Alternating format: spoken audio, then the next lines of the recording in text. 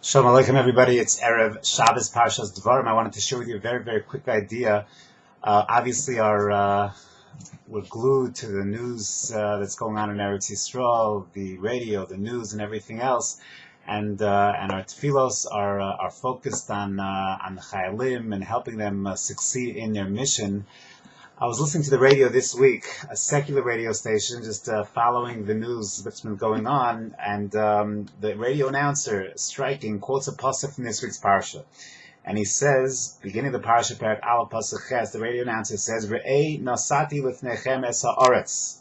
So Moshe Rabbeinu says here, look, I've given this land to you, Bo urshu es ha'aretz. Stand up and inherit the land, take over the land. Asher nishba Hashem la'avoseichem la'Avraham liYitzchak liYaakov v'atet lahem u'lozaram achareihem. He quoted the pasuk, and then the same secular radio station announcer, he says, look at Rashi, and Rashi says, Bo urshu ein me'arer badavar ve'einchem tzrichim lamilchama. You wouldn't have any need for this war, and there'd be no one challenging you. Ilu lo sholchu meraglim. If you didn't send the meraglim, had you, Bnei Yisrael, not sent the meraglim to really investigate, check out, make sure everything was 100% okay, you wouldn't require any warfare whatsoever. Lo hayu l'tzrichem l'kli zayin.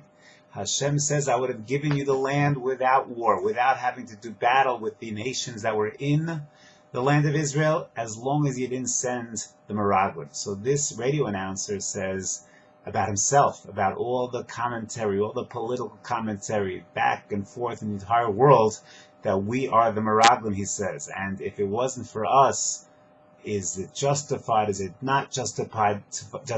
Disproportionate force, blah, blah, blah. If it wasn't for us, we wouldn't have to go ahead and have that sense of milchama.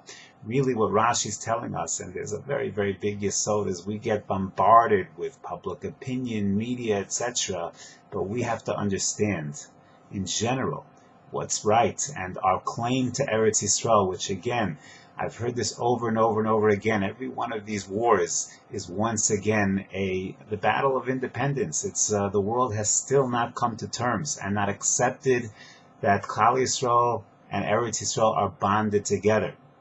And perhaps it's because we ourselves do not buy into that sufficiently, that there is a inherent and integral organic bond between Bnei Yisrael and Eretz Yisrael. And it was given to us by Hashem, to Avram, Yitzchak, and Yaakov, and we take it from there. That's it, end of story. And therefore we have every right to be here. We have every right, obviously, to protect our people. We have to build ourselves and really announce that to the world, as we're trying to do, and the world doesn't buy it. But it's because of meraglim, these people that are expressing doubts and lack of conviction and so forth, that really requires that sense. Then you have to go ahead and engage in Kli Zayin. But this radio announcer, I think, shared a very, very profound insight, which I think is very true, is we have to build ourselves and our convictions that Eretz Yisrael is our destiny, is organically ours, is a gift from Ribono Shel Olam. This is indeed a religious war, and we have to go ahead and really appreciate that message and that concept. I also want to share with you something that's going on in my home.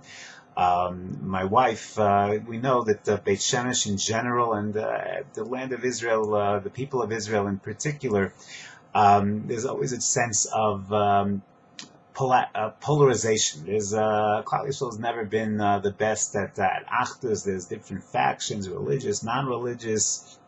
Within the religious camp, different attitudes, the army issues, very, very challenging things. And my wife and I were always bothered, is there anything we could do to create Actus in Beit Shemesh itself?